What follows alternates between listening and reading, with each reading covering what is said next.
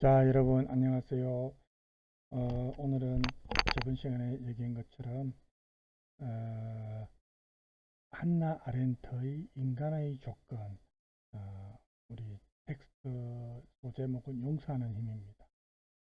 그 앞 시간에 이제 제가 그 소개할 때 그 210쪽에 관용, 그 빛에 드리운 그림자 가지고 웬디 브라운의 관용 다문화 제국의 새로운 통치 전략, 이 텍스트도 이제 할 예정이라고 말은 했지만 어, 이 텍스트를 제가 이제 읽어봤는데 그 텍스트 내용이 그렇게 이제 여러분한테 와닿지 않을 수 있다는 판단하에 제가 다른 제가 준비한 수업 자료 텍스트를 영상으로 찍었습니다.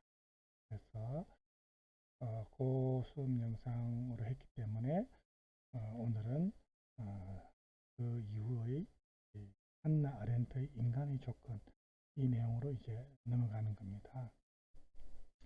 한나 아렌트 하면은 여러분 이름 많이 들어봤을 겁니다. 그렇죠? 그렇지만 정확하게 이분이 어떤 삶을 살았는지 이름을 들으면 알겠지만 여성분이거든요. 그래서 여러분 알다시피 이 2차 세계대전, 히틀러가 집권했던 제3제국 때, 그죠?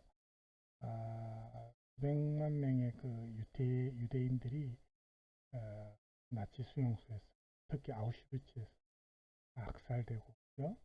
여기서 소수 생존한 분들이 있습니다. 그죠?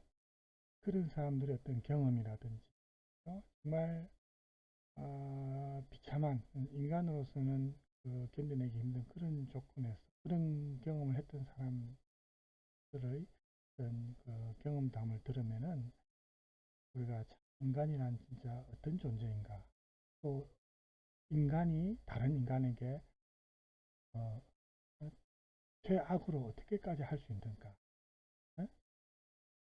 같은 인간으로서 생각하지 않을 수 없고요. 그죠? 그렇지만 또 그런 가운데 우리 인간만이 할 수 있는 게, 동물과는 달리 우리 인간만이 할 수 있는 게 또 용서하는 힘이, 예를 들어서 뭐 기독교, 이제 뭐 저는 종교가 없지만은 기독교를 믿는 분들 같은 경우에는 뭐 예수님의 어떤 그런 용서하는 힘, 그죠? 이런 걸 이제 굉장히 에, 중요시하고, 원수를 사랑하라 뭐 이런 말도 있듯이. 그래서 오늘은 한나 아렌트 인간의 조건, 이 내용을 하겠는데, 우선 여러분이 한나 아렌트에 대해서 잘 모르는 분들이 있을 수 있고 해서 간단하게 영상을 준비했는데 먼저 보도록 하겠습니다. 네.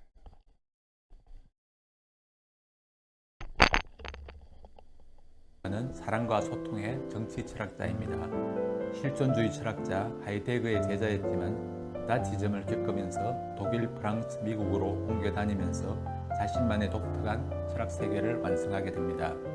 하이데거가 죽음을 통해서 삶의 의미를 찾는 개인 실존을 중요시한 업률신 김삿갓 같은 철학자였다면, 하이데거도 사실은 굉장히 유명한 철학자거든요. 근데 이 하이데거의 제자니까, 그죠? 또 얼마나 뭐 훌륭한 가르침을 받았겠습니까? 그죠?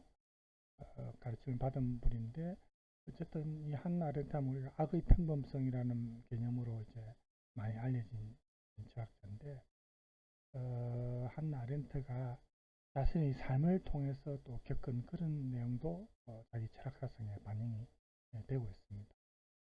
들어보겠습니다. 아렌트는 태어남을 통해서 현재 인간관계의 소중함을 실천하는 잔다르크 같은 소통과 사랑의 혁명사상가였습니다. 아렌트는 600만 유대인을 학살한 나치 전범 아이만의 재판을 직접 참관하면서 악의 평범성에 대한 보고서인 예루살렘의 아이만이라는 책을 썼습니다. 아이만은 가정에 충실한 평범한 한 아버지로서 유대인 학살의 주범이었지만 법정에 서서는 자신이 상관의 명령에 충실했을 뿐이라며 나는 신 앞에서는 유죄이지만 법 앞에서는 무죄이다라고 말하였습니다. 그래서 이제 우리 악의 평범성이란 말도 지금 이 아이히만과 관련이 있는 표현인데요.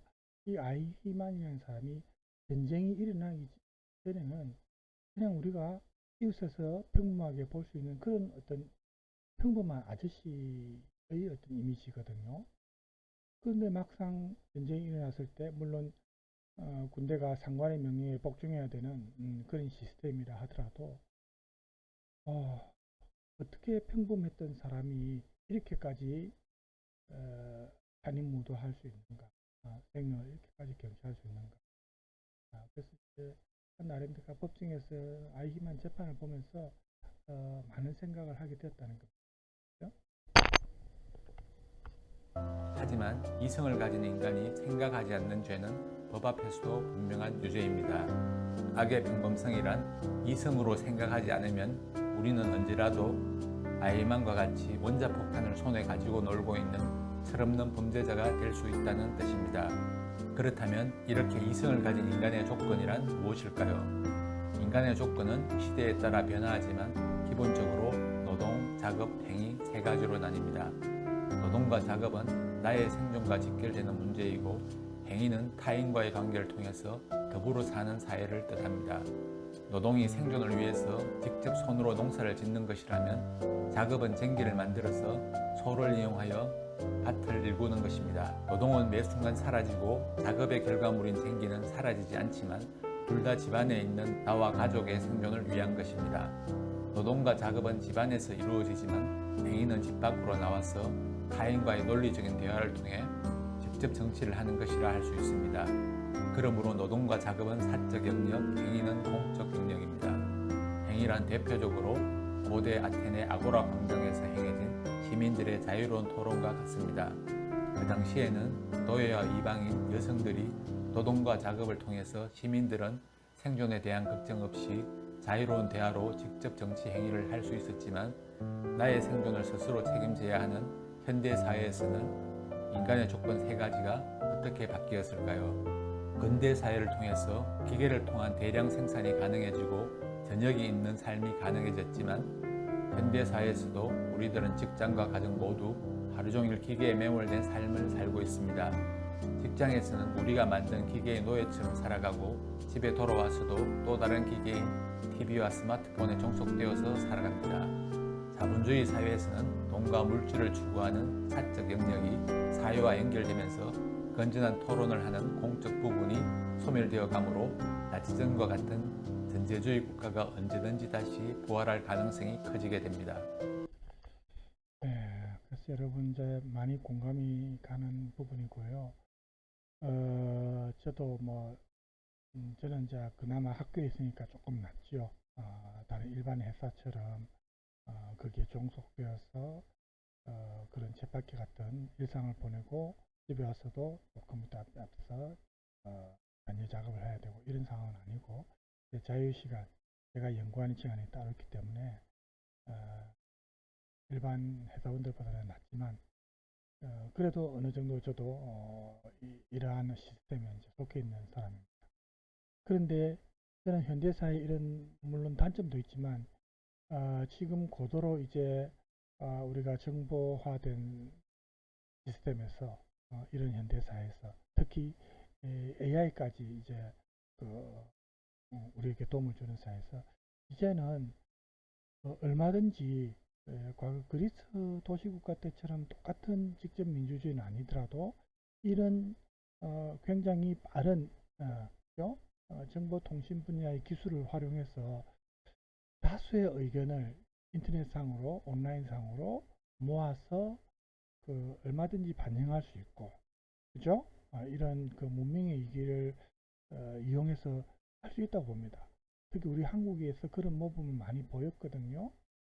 그래서 오히려 민주주의를 처음 시작했던 영국이나 미국이나 서구권에서도 이러한 우리나라를 주목하고 있는 그런 상황이기도 한데 물론 그를 위한 전제 조건으로서는 가짜 뉴스라든지 이런 거를 좀 더 처벌을 강화하고 독일 같은 경우에 유튜버들 특히 뭐 정치적인 뭐 유튜버들 중에 가짜 뉴스를 퍼뜨리고 사회 혼란을 조장하는 그야말로 돈을 벌기 위한 유튜버들은 징벌적 배상, 그러니까 그런 어떤 배상금, 징벌 배상을 굉장히 강화해서 그 사람들이 배상금을 많이 지불해야 되고 처벌이 강화되면은 그렇게 가짜 뉴스를 퍼뜨리지 못하거든요. 그래서 우리가 그런 시스템도 좀 보완을 하면서 이런 고도화된 정보 기술을 이용해서 얼마든지 이제는 꼭 국회의원을 통해서가 아니고 국회의원은 저번에도 얘기했지만 얼마든지 자기가 국회의원이 된 이후에 민심과는 다른 자신의 개인적 이익을 위한 그런 의견을 낼 수 있는 사람이니까 그죠? 우리가 꼭 믿을 수 있는 그런 민심의 대변자라고 볼 수는 없습니다. 국민들의 의사를 그때그때 그 상황에 반영할 수 있는 시스템을 저는 마련할 수 있다고 봅니다. 그죠? 지금 현대의 기술로 그런 점도 좀 우리가 생각해 보면 좋지 않을까 이런 생각이 들었습니다. 자, 지금 한나 아렌트가 어쨌든 이 당시에 글을 쓸 때는 지금처럼 이렇게 정보통신 기술이 고도화된 시기는 아니었거든요. 그런 점을 우리가 또 고려하면서 계속해서 들어보겠습니다.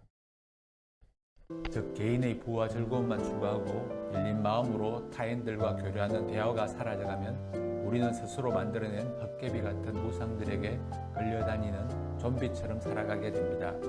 하이데거는 호기심, 잡담, 애매함으로 대표되는 비본래적 삶을 살다가 죽음을 생각하면 유한한 삶에 대한 감사함으로 불안이 경외로 바뀌는 본래적 삶을 살게 된다고 합니다. 호기심이란 혼자 있지 못하고 남과 접촉하고 싶은 마음, 잡담이란 스몰톡, 애매함이란 타인과 비교해서 평균적인 삶에 안심함을 뜻합니다. 즉 상호 발전을 위한 타인과의 지적 대화가 아니라 자본주의 산물인 아파트 평수와 자동차 종류, 내가 공부한 것이 아닌 TV에서 들은 이야기들을 하면서 나도 평균에 들고 싶어하는 자본주의의 기본 욕망과 같습니다. 아렌트는 태어남에 감사하고 타인들과의 열린 마음으로 토론을 하는 것이 진정한 인간의 조건이라고 말했습니다. 자신의 생존만을 생각하는 사적 영역인 노동과 작업도 중요하지만 공적 영역이 사적 영역에게 잡아먹히지 않으려면 올바른 이성을 가지고 자신만을 고집하지 않고 타인을 긍정하는 사랑의 마음이 중요합니다. 이성으로 생각하는 능력을 길러서 악의 평범성에 물들지 않기, 공적 영역인 행위가 사적 영역인 노동과 작업에게 잡아먹히지 않고 조화를 이루기, 혼자서 본래적 삶 속으로 숨지 말고 타인과의 교류를 통해서 현실을 함께 발전시켜 나가기, 이것이 바로 현대를 대표하는 위대한 실천 철학자이자 정치 철학자로 한나 아렌트를 가장 먼저 떠올리는 까닭입니다. 한나 아렌트를 소개하면서 또 한나 아렌트의 핵심 사상도 같이 소개를 했는데요. 짧은 내용이라서 또 제가 준비한 이 내용도 하나 더 제가 첨가해서 듣겠습니다.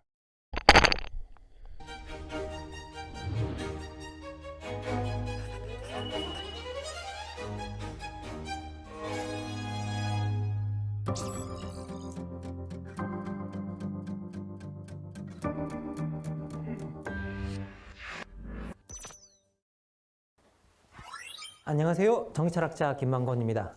20세기 정치철학사 강의에 오신 걸 환영합니다. 상당히 아주 중요하고 또 특이한 시기였습니다. 20세기는 인간이 겪어보지 못했던 대규모의 두 번의 세계대전을 거친 시기였고요. 그리고 그와 더불어서 민주주의가 정착하고 자본주의가 사실상 완성되었던 시기였습니다. 예전부터 SF 또 유튜브 선진이라서 잠깐 넘어가고요. 여러분 알다시피 방금도 언급되었지만 20세기에 가장 큰 두 사건을 꼽자면 1차 세계대전과 2차 세계대전이죠. 1차 세계대전 때부터 대량 살상무기, 재래식 대량 살상무기가 사용되면서 이전에 활이나 칼 이런 거를 이용해서 전쟁을 벌였던 건 이제 완전히 차원이 다른 정말 대량 살상이 이루어졌던 많은 인명피해가 이루어졌던 그런 전쟁이고 2차 세계대전은 더욱더 발달된 기술로 그죠? 원자폭탄이 이제 사용되면서 정말 이제는 이런 세계대전이 일어나면 인류가 공멸할 수 있다는 그런 위험성을 인식했던 시기 아닙니까? 이런 시기와 관련해서 지금 이제 한나 아렌트의 내용을 계속해서 들어보겠습니다. 세계 삶의 어떤 방식이 되면서 인간 활동의 핵심은 노동인가? 그리고 민주주의가 자리 잡으면서 모두가 자유롭고 평등한 시대에 권리와 자원을 공정하게 어떻게 분배할 것인가와 같은 새로운 문제들이 제기됐죠. 이 20세기의 질문이 중요한 이유는 이 모든 문제가 우리 삶 속에 아직도 해결되지 않은 채 여전히 지속되고 있기 때문입니다. 20세기에 이런 문제들을 마주하면서 대응했던 여러 정치 철학자들의 대응 방식을 살펴보면서 우리가 같이 생각해보는 시간을 가졌습니다. 이 중에서 이제 우리는 오늘 한나 아렌트를 할 시간은요, 우리가 그 유명한 악의 급진성과 악의 평범성이라는 개념을 통해서 20세기가 악을 고민하게 된, 그리고 그것을 어떻게 이해하고자 했는가를 살펴보게 될 텐데요. 악의 급진성이라는 용어를 오늘날에 되살리고, 그리고 악의 평범성이라는 용어를 아주 일상화시킨 한나 아렌트의 사상을 통해서 같이 살펴보도록 하겠습니다. 기본적으로 근대 세계가 악을 고민하게 된 건 바로 두 번의 세계대전 때문이었습니다. 두 번의 세계대전 속에서도 특히 2차 세계대전이 아주 심각한 문제가 되었던 거죠. 왜 이것이 악 자체를 고민하게 되었느냐를 살펴본다면 바로 근대가 기반하고 있는 이 세계가 우리는 이성적으로 이해할 만한 하다라는 어떤 기본 전제에 서 있는데 우리가 믿었던 그 이성을 통해서 인간들을 말살하고 학살하는 일들이 일어났기 때문입니다. 하나의 예를 들어서 아우슈비츠 같은 경우에는요, 근대 공장의 확장형으로 지어진 곳이었습니다. 그리고 근대 관료주의로 운영되던 곳이었죠. 근대 관료주의는 인간이 노동을 효율성을 극대화하기 위해서 만들어낸 체제입니다. 가장 이성적으로 어떤 생산적인 체제를 가지고 감옥 아우슈비츠라고 하는 강제 수용소를 지었고 거기서 사람들을 관리하면서 대량 학살이 일어났다는 거죠. 소위 말해 인간의 이성에 내재한 이 잔인함에서 비롯되는 이 악이 죄 없는 자들을 고통받게 한다면 이 세계가 과연 살만한 곳인가라고 하는 문제가 제기되었던 것입니다. 이번 시간에 여러분과 저는 어떻게 악을 이해할 것인가 라고 했을 때 바로 이전에 말씀드렸듯이 한나 아렌트라는 사람, 정치 철학자가 쓴 전체주의의 기원이라는 작품과 예루살렘의 아이만이라는 작품을 통해서 살펴보도록 하겠습니다. 한나 아렌트는요, 독일에서 태어난 유태인 출신의 정치 이론가입니다. 지금 현재로는요, 아주 유명한 철학자로 불리지만 한나 아렌트는 스스로 자신을 철학자라고 부르지 않았고요, 늘 정치 이론가라고 불렀습니다. 그 이유는 뭐냐라고 하면 철학은 독자적인 인간이 세계를 아래로 내려다보면서 하는 활동이지만 정치 이론이라는 건 함께 사는 인간을 이어주는 활동이라고 생각했기 때문입니다. 그리고 자신이 말하고 있는 모든 것들은 인간이 함께 살도록 구성하는 이야기라고 생각했기 때문에 자신은 철학자가 아니라 정치 이론가라고 생각했던 거죠. 그런데 이 한나 아렌트의 출세작이 바로 오늘 저희들이 함께 다루게 될 전체주의의 기원이라는 작품입니다. 우리나라에서는 전체주의 기원이라고 번역이 되어 있어서요, 원래의 제목인 전체주의 기원들이라고 하는 이 의미가 왜곡이 좀 되어 있습니다. 전체주의 기원들을 살펴보면 실제 전체주의 기원에 관한 이야기가 나오지 않는 것을 볼 수 있습니다.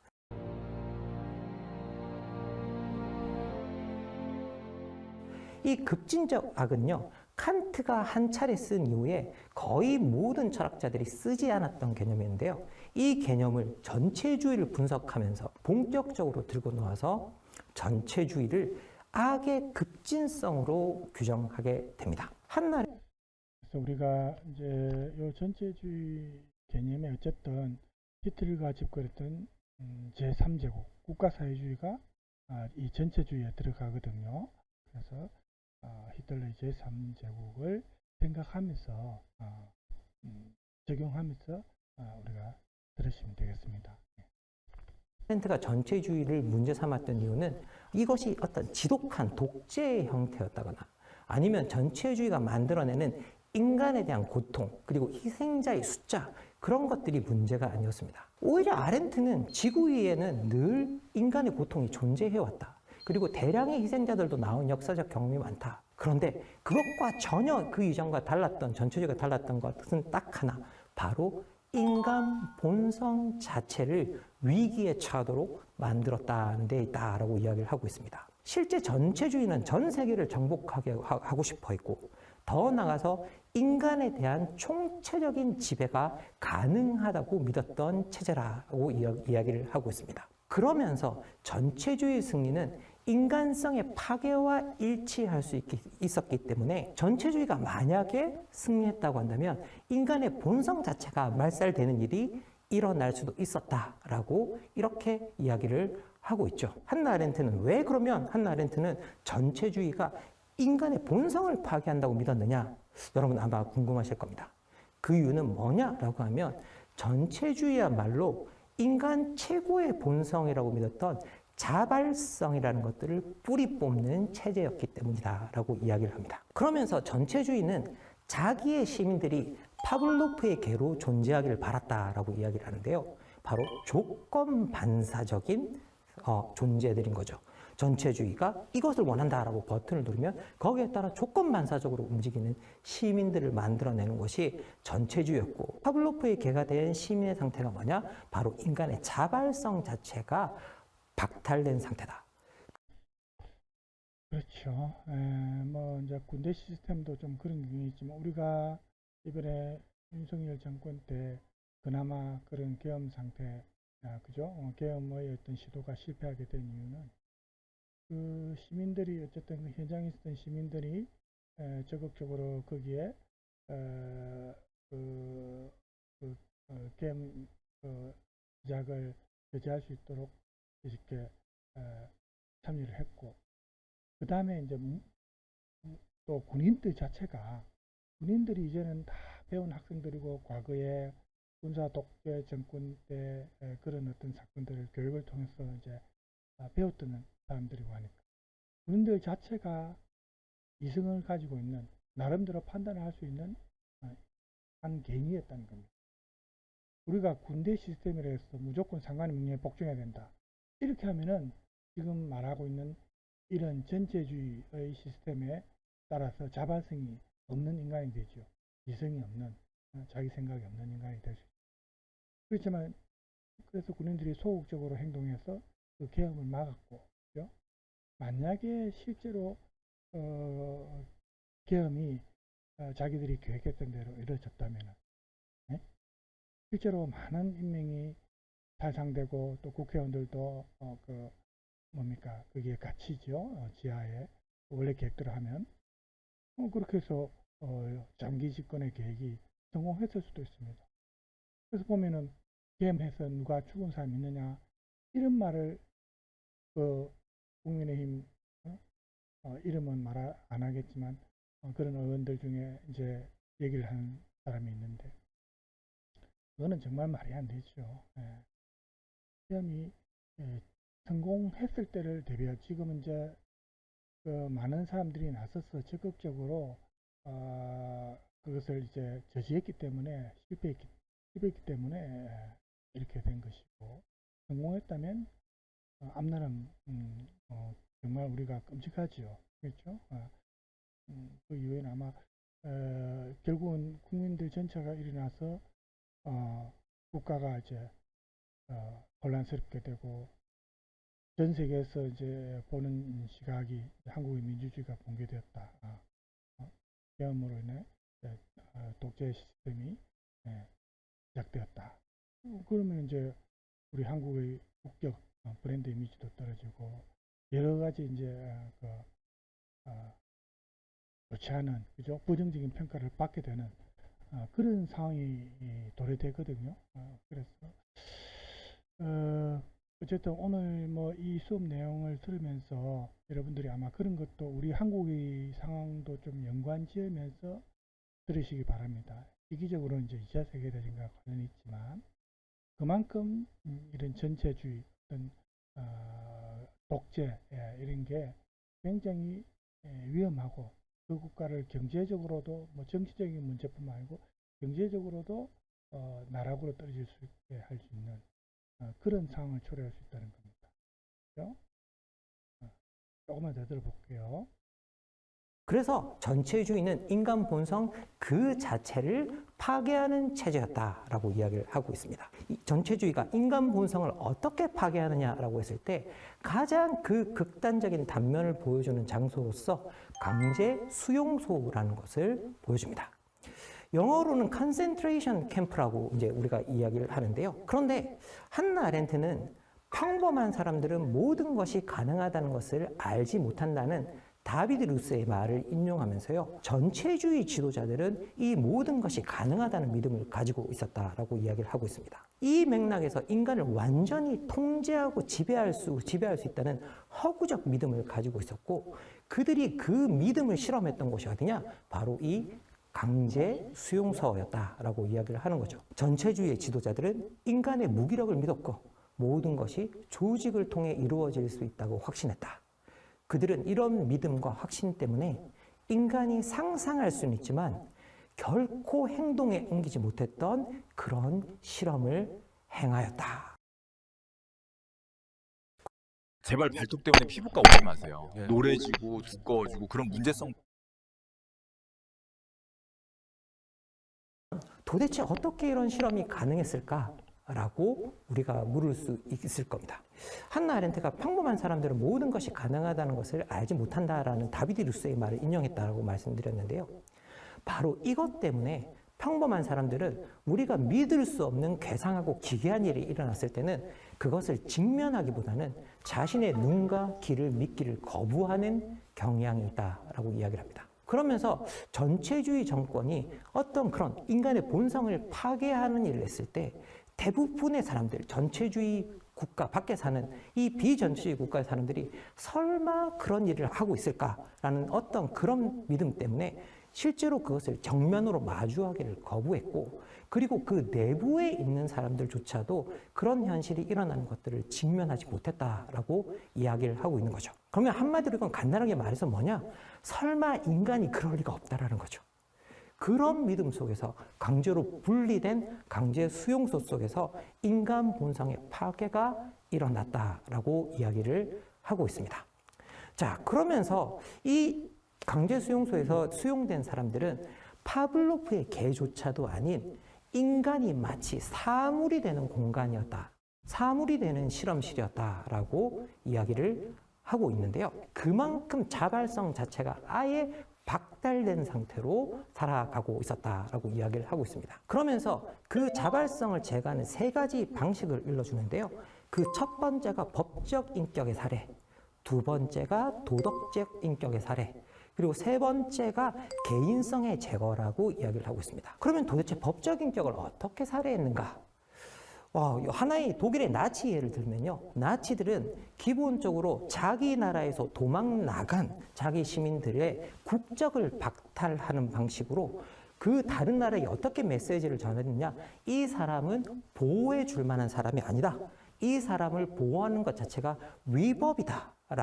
위법이다라는 메시지를 전달했다라고 이야기를 하고 있습니다. 예, 그래서 독일 그 히틀러가 집권했을 때 그 수많은 사람들이 망명을 했습니다. 이제 예를 들어서 스위스 같은 그 중립국, 영세 중립국으로 망명을 한다든지 아니면 이제 미국으로 미국에 이제 망명을 많이 했고요. 그 외에도 세계 각지로 이제 망명했는데 정치인들뿐만 아니고 여러 또 유명한 과학자들, 사실 미국이 핵폭탄을 만드는데 많은 그 혜택을 본 것이 뭐 아인슈타인이라든지 또 많은 유대인 과학자들의 힘이 컸고 또 여러분 알다시피 영화에도 나왔지만 오펜하이머 들어보셨죠? 이런 사람들이 전부 망명을 했기 때문에 그 덕을 많이 본 겁니다. 전부 다 사실은 독일에 그대로 있었으면 독일이 먼저 핵무기를 만들었을 겁니다. 그 외에도 많은 그 유명한 문인들, 독일의 유명한 뭐 토마스 만이라든지 또 뭐 유명한 문인들이 망명을 했고, 그래서 소위 말하는 망명 문학이라는 게 만들어지기도 했거든요. 이 당시에. 그래서 이제 독일 내에서 히틀러의 나치 이 전체주의에 반대하는 그런 작품들을 선택들은 전부 불태워 없어요. 우리 보통 분서경유라고 하죠. 분서 책을 불태운다, 그죠? 그렇게까지 하고 억압했기 때문에 많은 나라를 망명했는데 이제 미국과 스위스로 가장 많이, 특히 미국으로 가장 많이 망명했습니다. 미국이 그 당시에 과학과 문학 분야에서 많은 혜택을 사실은 본 거죠. 그러면 바깥에 나간 사람들, 자기 나라를 국가에서 도망쳐 나간 사람들은 독일의 국적을 박탈당함으로써 소위 스테이트리스, 국적이 없는 사람들이 되는데요. 이 국적이 없는 사람들이 된다는 건 궁극적으로는 권리를 주장할 수 없는 사람이 된다라는 뜻이었습니다. 이건 바로 한나 아렌트 자기 자신이 어떻게 보면 당했던 현실이기도 했죠. 그런데 한나 아렌트가 더 정확하게 말하는 어떤 요점은 뭐냐? 이게 단지 국내에서 국외로 도망 나간 어떤 그런 시민들 말하는 것들이 아니라 독일 내에 거주하는 전 주민의 시민권 자체를 파괴하는 짓이었다라고 이야기하는데, 바로 그 누구도 자신의 법적 권리를 주장할 수 없는 상태를 궁극적으로 만드는 것이 바로 전초주의가 인간의 본성, 자발성을 박탈할 때 썼던 중요한 수법이라고 이야기를 하고 있습니다. 그래서 궁극적으로 이런 법적 인격의 사례는 그 내부에 있는 사람들이 자신의 권리를 주장하지 못하게 만듦으로써 이루어졌다라고 이야기를 하고 있죠. 그리고 두 번째, 도덕적 인격의 사례에 대해서도 이야기를 하고 있는데요. 그러면 도대체 도덕적 인격의 사례는 어떻게 일어나느냐라고 했을 때 바로 양심이 부적절해지는 상황을 만들었다는 거죠. 나치는요, 한 그리스 어머니에게 세 자식 가운데 어느 아이를 죽일지 네가 선택해야만 된다라고 강요했다고 하는데, 여러분, 세 아이 중에서 어떤 아이를 죽일지 선택한다는 것, 누구를 선택한다고 하더라도 엄마에겐 도덕적 딜레마 상황에게 놓이게 되는 것이죠. 바로 이런 양심이 부적절해지는 조건을 통해서 선을 행하는 것이 전적으로 불가능한 상태를 만들고, 그리고 나치 정권의 범죄에 의식적으로 가담하게 만들므로써 기본적으로 도덕적 인격을 살해하게 만들었다라고 이야기를 하고 있습니다. 이렇게 법적 인격과 도덕적 인격을 살해한다고 할지라도 한나 아렌트는 마지막 보루인 인간의 개인성, 나의 고유성만큼은 없어질 수가 없는 것인데, 실제 나치들은 전체주의는 이것마저 박탈하게 됐다라고 이야기를 하고 있습니다. 그러면 도대체 개인성을 어떻게 박탈했을까요? 이것은 소위 말해 강제 수용소로 옮겨가는 과정 속에서 시작되었다고 하는데요. 실제 이 강제 수용소로 옮겨가는 기차 안에서 수백 명의 사람들을 다 벌거벗긴 채 말 그대로 빡빡하게 서로 살과 살을 마주된 상태로 아주 오랜 이송 시간을 거치도록 만들었다고 합니다. 그러면 그 살과 살을 마주된 상태에서 소변을 두고 온갖 일을 다 같이 행하는 가운데서 개인은 자기가 개인의 주체라는 것들을 잃어버리고 하나의 고기 덩이처럼 자기 자신을 생각하게 되는 일들이 일어났다는 거죠. 이런 것도 사실은 여러분이 영화를 또 본 사람들은 알 겁니다. 그죠? 이제 흑백 영화로 나왔었죠. 그래서 이제 그 영화를 보면 그 기차에 그 갇힌 사람들은 인간이 아닌 존재. 전부 이제 보면 머리를 빡빡 밀고 완전히 다 벌거벗겨진, 그죠? 마치 방금 말씀하신 것처럼 고기 덩어리를 꾹꾹 눌러 담아서 운반하는 그런 우리가 모습을 상상할 수 있고, 또 그 속에서 소변도 보고 또 똥도 나고 뭐 이렇게 하면 온갖 악취가 나지 않겠습니까? 그 전부 그대로 그 의도적으로 그렇게 한 거죠. 너희들은 인간이 아니다. 돼지나 개, 뭐 동물보다 못한 뭐 그런 존재다. 이런 어떤 의식을 의도적으로 심어주기 위해서 그렇게 이제 대우를 한 겁니다. 그 다음에 강제 수용소에 가서도 마찬가지죠. 온갖 그 유대인들 상대로 생각할 수 없는 그런 실험들, 그죠? 실험을 하고 또 이제 뭐 죽이는 과정에서도, 그죠? 구덩이를 파서 한꺼번에 밀어 넣어서 뭐 불살라 죽인다든지 얼마나 잔인무도한 행위를 했습니까? 그러니까 개인성 자체가 완전히 말살되도록 그렇게 이제 했다는 거죠. 예. 이제 조금 남았는데 마저 듣고 영상 끝낼게요. 이렇게 수용소에 도착하게 되면 몇 시간 동안 미리 계획된 충격들이 가해졌다고 하는데요. 삭발을 시키고 이상한 제수복을 입히고 죽지 않을 정도로 육체에 어떤 고문들을 가해서 개인성들을 제거해 나갔다라고 이야기를 하는 거죠. 그러면서 결국은 전체주의를 동경하는 사람이 있다면 이런 자발성의 제거에 동조하는 것이나 다름이 없다라고 이야기를 하고요.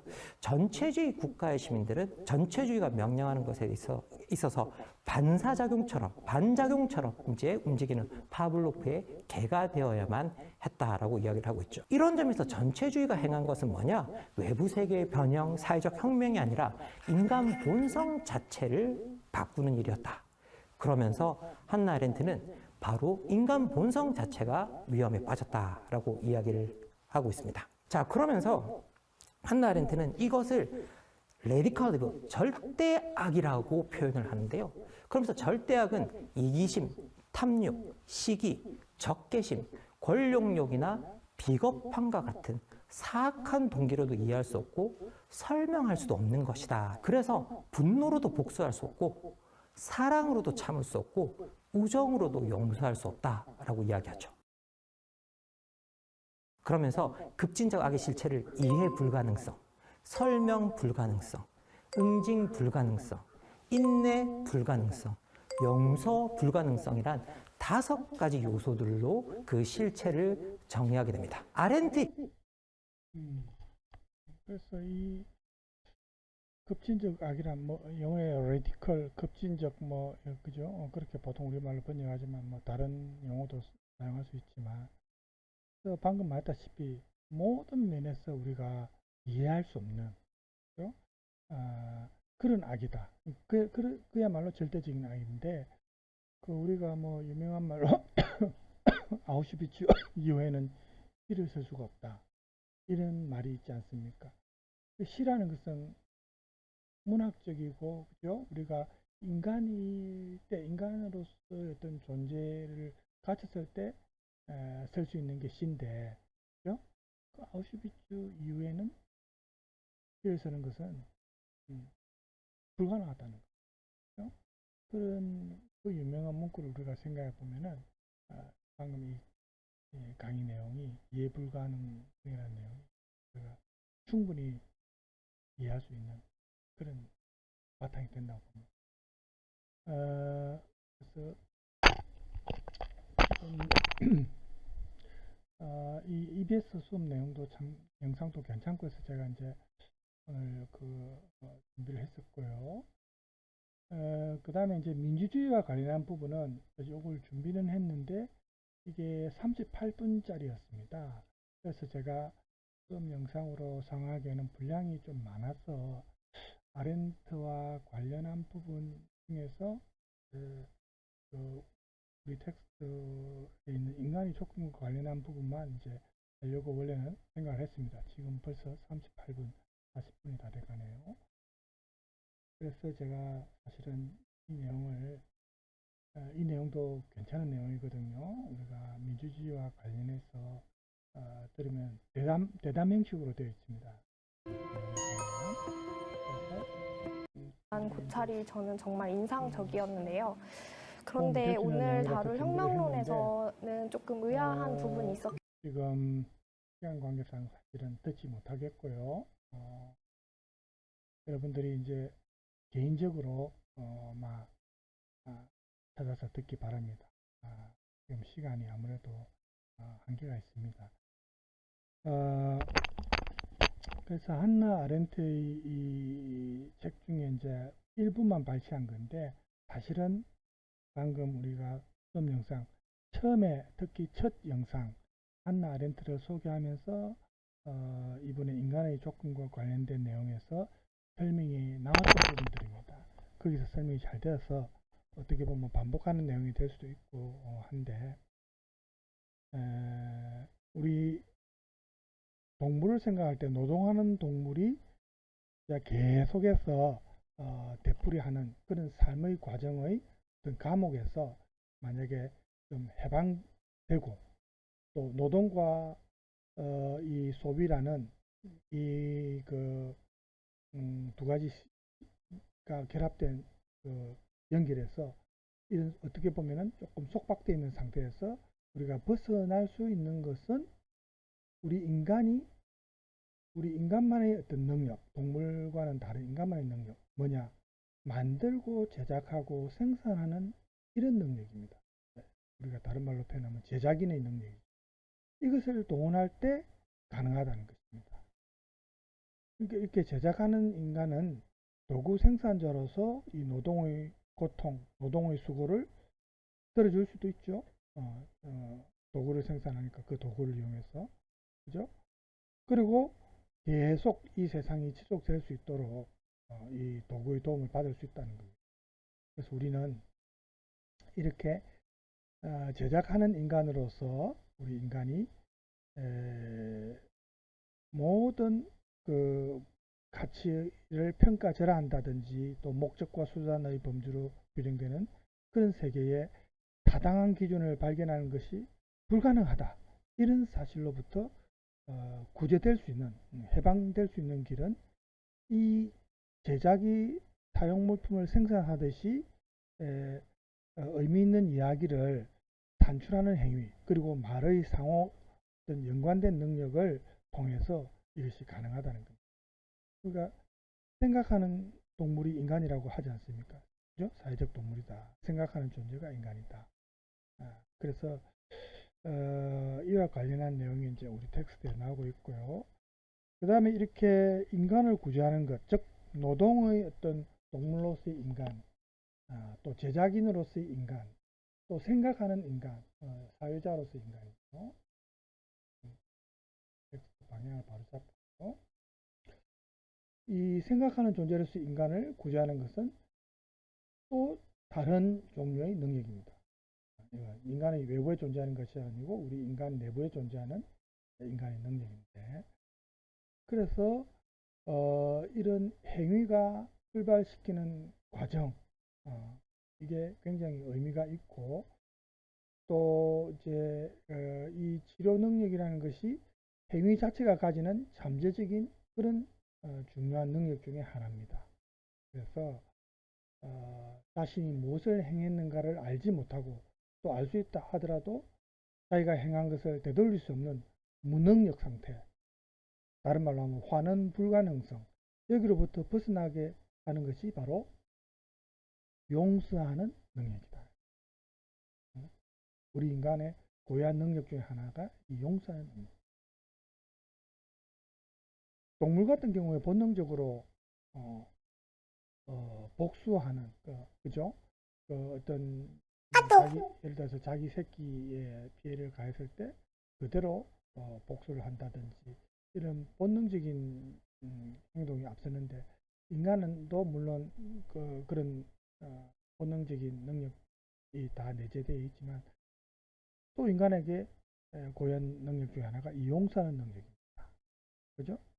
그래서 미래의 불확실성이라 할 수 있는 이런 예측 불가능성을 치유할 수 있는 방법이 약속을 하고 또 그 다음에 그 약속을 지키는 인간의 능력, 여기 있습니다.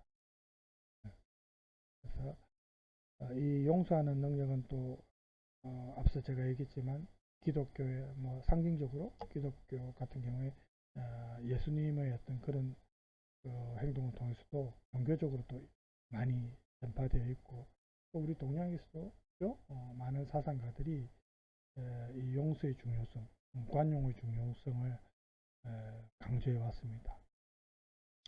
그리고 이렇게 용서받음으로써 우리가 행한 이 일의 결과로부터 만약에 해방되지 못한다면 행위하는 능력은 결코 회복할 수 없는 그런 행위로 끝나버릴 겁니다.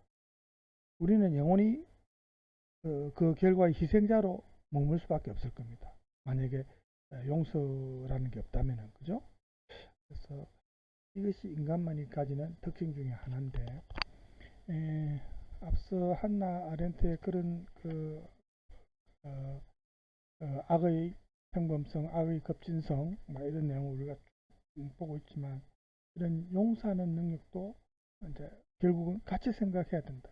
그러니까 그 복수라는 것은 계속해서 이어지고 끝이 없는 거죠. 복수가 복수를 야기하고 또 다른 복수를 또 야기하고 계속해서 쳇바퀴 돌듯이 연결될 수밖에 없는 것입니다. 그 과정을 끊을 수 있는 게 결국은 용서죠. 그래서 우리 텍스트에도 그런 내용이 나옵니다. 여러분 222쪽에 보면 나오거든요. 그래서 뭐 상징적인 예로는 이제 예수의 경우를 예를 들었죠. 인간사 영역에서 용서의 역할을 발견한 사람은 예수다. 서구권에서는 그렇고 또 동양에서는 또 다른 사상가나 철학자들의 사례도 많이 있고 또 연애내론 이야기에서도 많습니다. 이제는 이런 게 많이 보편화되었지만 이렇게 책으로 글로 표현할 때 그죠? 상징적인 이제 존재로 서구권에서는 예수를 들고 있죠.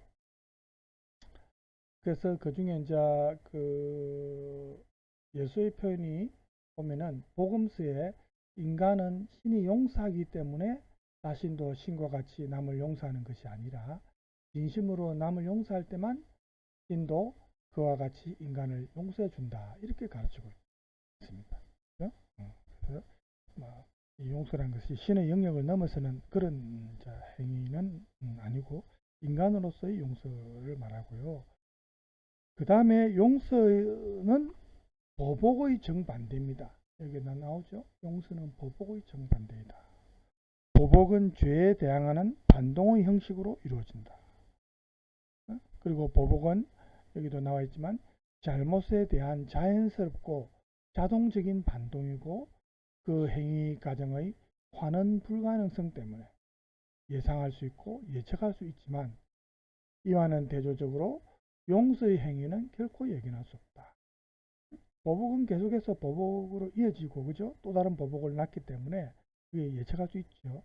그렇지만 용서는 그렇지 않다는 거예요.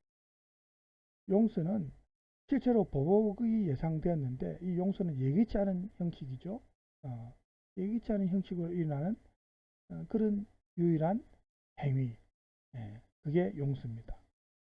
이 용서는 단순한 반동이 아니라 이러한 반동을 유발시키는 행위에 의해 제한받지 않고 새롭게 그리고 갑자기 그러니까 예상을 뒤엎는 거죠. 갑자기 일어나는 겁니다. 그 용서받은 인간 입장에서 보면은 예상을 못한 거죠.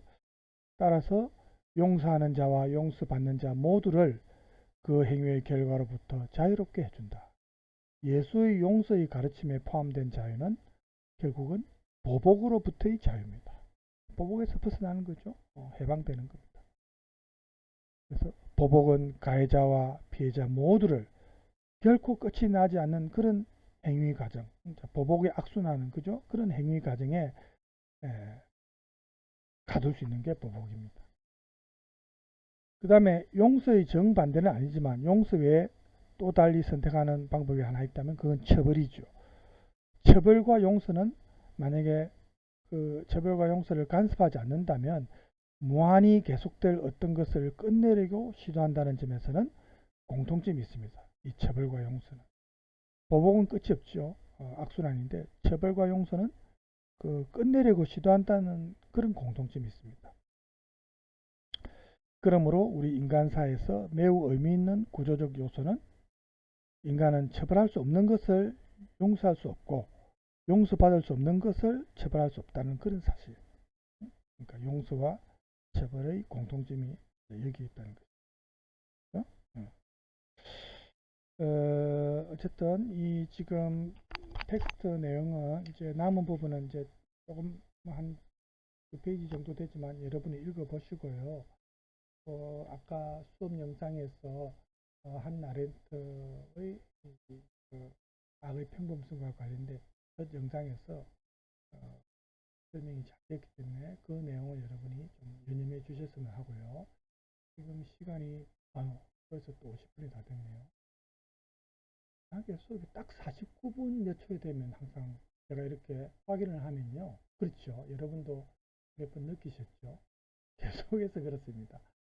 저희 감각이 아주 예리해진 것 같습니다. 50분 전에 마쳐지네요. 자, 오늘 여기서 수업을 마치고요. 또 다음 시간에는 다른 주제로 여러분과 서로 생각하는 시간을 가져보도록 하겠습니다. 오늘 여러분 수고 많았습니다.